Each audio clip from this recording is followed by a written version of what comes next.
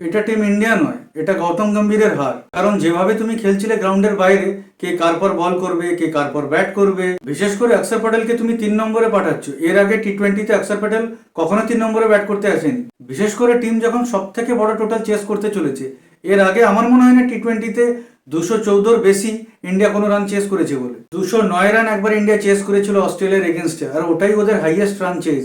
যখন তোমাকে সব থেকে বেশি টোটাল চেস করে রান বানানোর ছিল, ঠিক তখনই তুমি অক্ষর প্যাটেলকে নামালে 21 বলে 21 রান করার জন্য।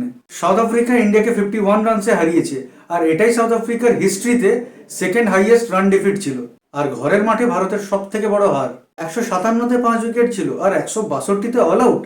মাত্র 5 রানে বিগেস্ট কোলাপস ইন হিস্ট্রি। একটা টি20 ম্যাচে 13টা full toss, which includes Jasprit Bumrah and Arshdeep Singh. আর ওয়াইডে আমরা 16 রান দিয়েছি, কিন্তু সামনের টিম একটাও ফুল টস দেয়নি, মাত্র একটা রান ওয়াইডে দিয়েছে। It shows their discipline. আর তিলক বর্মা যে কাজ করেছে ওটা রেসপেক্ট দেওয়ার যোগ্য।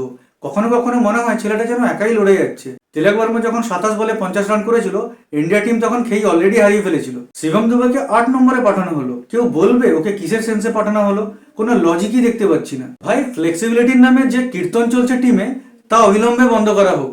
যেখানে যার দরকার নেই তাকে ওখানে খেলাচ্ছ ফ্লেক্সিবিলিটির নামে। ব্যাপারটা ঠিক এরকম হয়ে যাচ্ছে, বাবা যদি সন্ধ্যে 7টায় আসে তাহলে বাড়িতে থাকবে, 8টায় এলে পেছনের কলোনিতে থাকবে, আর 9টায় এলে সামনের কলোনিতে থাকবে, 10টায় এলে পাশের কলোনিতে থাকবে। এটা কোনো কথার কথা?